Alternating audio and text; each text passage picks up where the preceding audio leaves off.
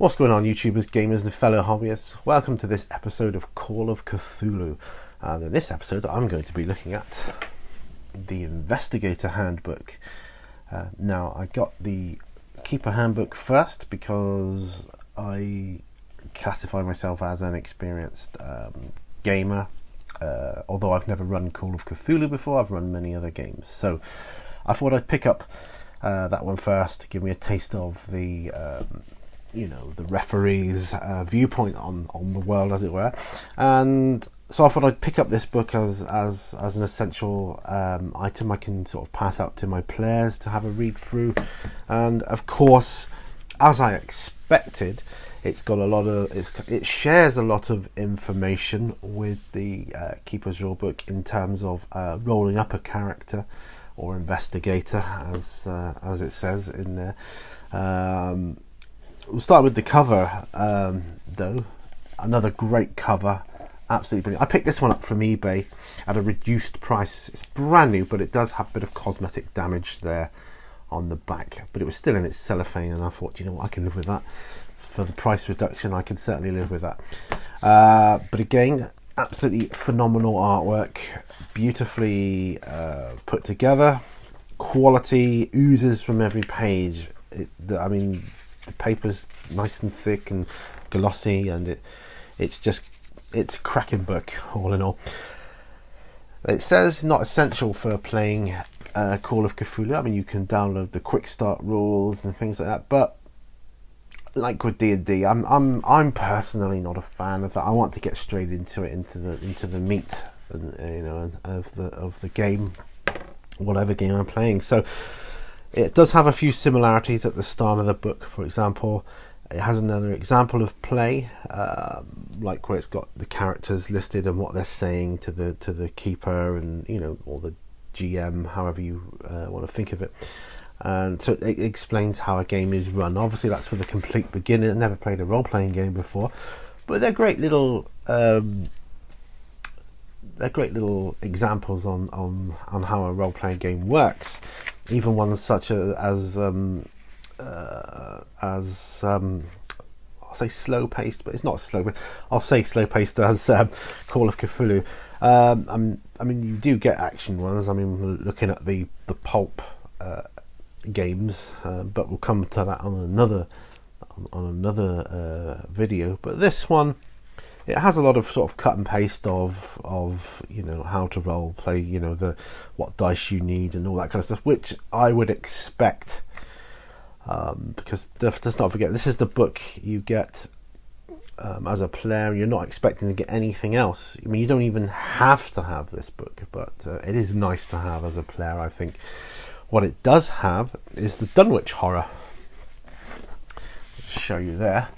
The Dunwich Horror, which is a short story, one of Lovecraft's short stories, in it to get you into the mood and flavour of the setting, and that goes on quite nicely. As a keeper, I would imagine it's expected that you've already immersed yourself in the Lovecraft world anyway. Chapter 3, though, Creating Investigators, is much more in depth. Here, Chapter 3, I'll show it like this rather than do photographs, although I might put the odd picture up, who knows. But yeah, this chapter is much more in depth than the one in the Keeper Rulebook. Not that it has more information, but it like about what steps to take. That's all exactly the same, but it has more examples of investigators in terms of occupation and things like that, and what the numbers mean. That's all the same. Skill points, allocating them, that's kind of pretty much identical, living standards, but creating a backstory. Now here's where it gets more in depth, I feel. You've got you've got lots of different names to choose from, or a dice rolling table to get your names. It's got obviously the same cash and assets table that it has in the Keeper's book, and the same quick reference chart for half and fifth values that you will obviously need. The optional ways of creating investigators. So you've got the start over method, the modifying low rolls method, or choosing where to place rolled characteristics.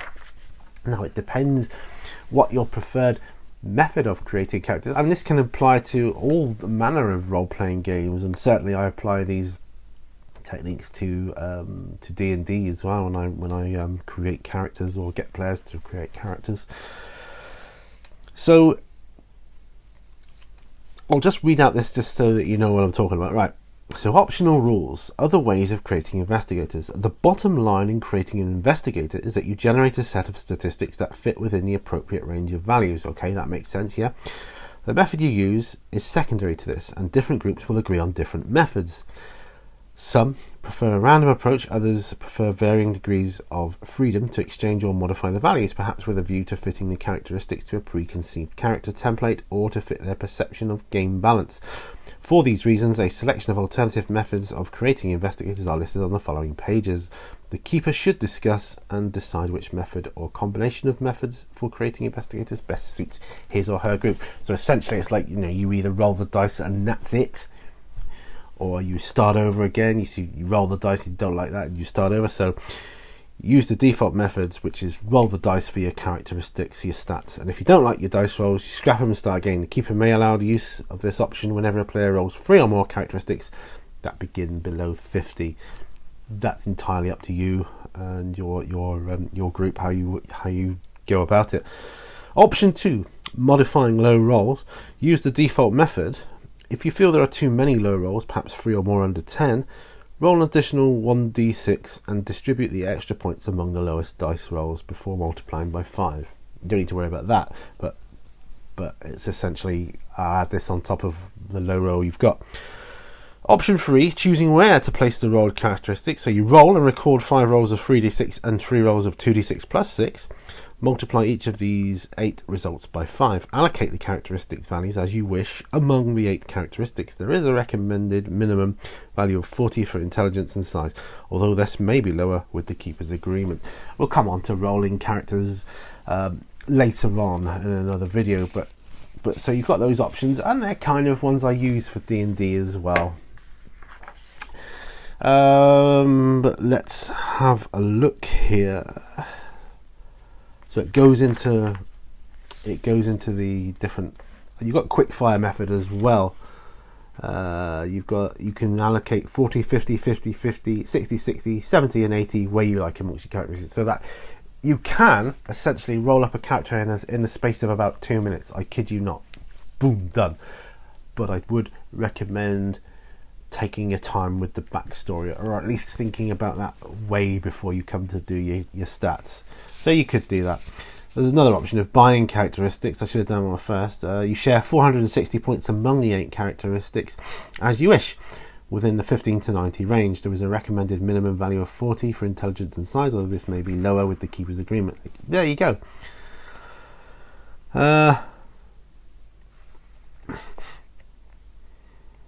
And I'm not going to go into what happens if you go above those stats, because that would just be taking up too much of your precious time on this video. This is not what it's about. It's about this book, what you can expect to get from this book, which is the Investigator's Handbook. So that's what you can expect.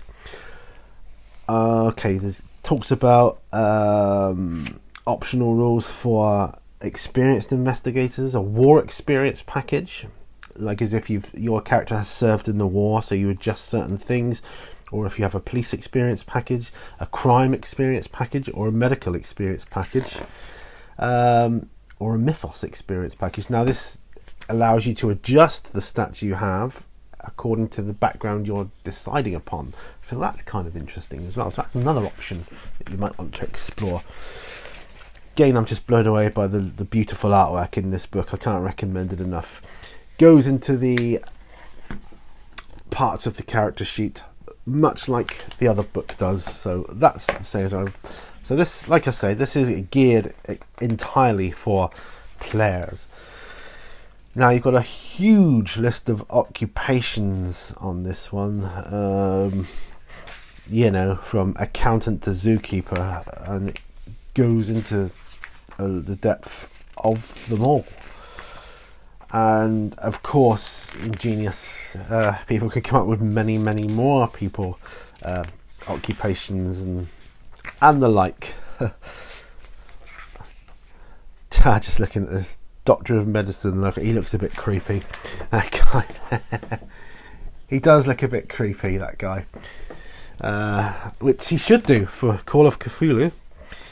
But yeah, so you've got all those loads of amazing backgrounds and skills as well. There's a whole host of skills here as well.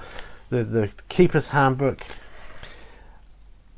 has some, but nowhere near as many as this book does. So this book is really, the bread and butter of the player. It really is. I can't recommend it enough for the beginning player. I would say this book, if you were new to role playing, perhaps get this book, because I think if you took your time to read it, the quick start rules, I would say, are more for players that have role played other games and know their way around. Role playing is role playing with different stats basically, and different mechanics to achieve the same objectives. Really, it's just setting and background, which I think you could do with this book for. And thankfully, there's a host of videos on YouTube as well that can get you into the Cthulhu mythos a lot easier than I could just by talking about it. So, like I say, you've got organisations and a load of stuff that will help you with the background of your fleshing out your investigator. To be honest, a keeper could make great use of this as well for NPCs and things as well. I'm a fan of homebrew games, although I am going to be looking at some pre-made scenarios for the game. Chapter 7, Life as an Investigator. So it guides you through everything you need to play this game. Yep, this is great. Yeah, I would say, they say it's not a must, but I would say it is. If to get maximum enjoyment out of this game, I would say it is a must.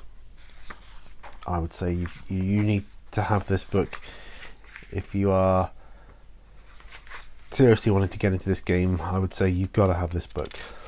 No two ways about it. I think the information in it, because it goes back so far in time, I would say it's pretty essential, because it depends on your age and how you find modern day and society and the value of things and how things worked. This will take you back and really open your eyes as to what was around in the 1920s or even earlier. 20s is the classic setting, and you've got different settings for modern day and earlier again. You've got it all there. There is actually a book dedicated to how to play the game in different settings, which I may look at in another video. It depends, but essentially I would say this book is a must. I would say it's a must for getting the most out of your game. You've got weapons tables, all the usual good stuff. So you've got the Call of Cthulhu, you've got an index again as well. Again, brilliant for a role-playing book. I can't recommend that enough. So that's obviously intended for people who are bringing this book with them to a game. It's intended, this book, I think, to have with you at a gaming session. I think, how does, I don't know, what can a forger do as an occupation? You go, well, let's have a look. Yes, that comes under page 100, and we'll look it up. Right, so you got all your character sheets there. Got your 1920s character sheet. You got your modern era character sheet. You can, like I say, you can get other ones from the website. I'll put a link in the video description below to kind of help you out and get you going. But yeah, and there it is. In a nutshell, I would say a must. So I'll put a link for Chaosium in the video description below. But check it out, Call of Cthulhu Investigator Handbook. So this is the new one, obviously. But with the beauty of 7th edition is it's backwards compatible. So previous editions can be played with this new rule set, and scenarios can be played. I'm particularly keen to look at Horror on the Orient Express. I don't know what edition that was, but that is apparently hugely compatible with the modern rules as well. So going to look at that sometime, and others. But yeah, that's the Investigator Handbook. Hope you enjoyed this video. Please like, share, subscribe if you do, and yeah, check out my all my other stuff, my Patreon, various other things. Yeah, and I'll bring more videos your way. Thank you very much for watching. Remember, all brushes lead to war. And bye for now. Bye bye.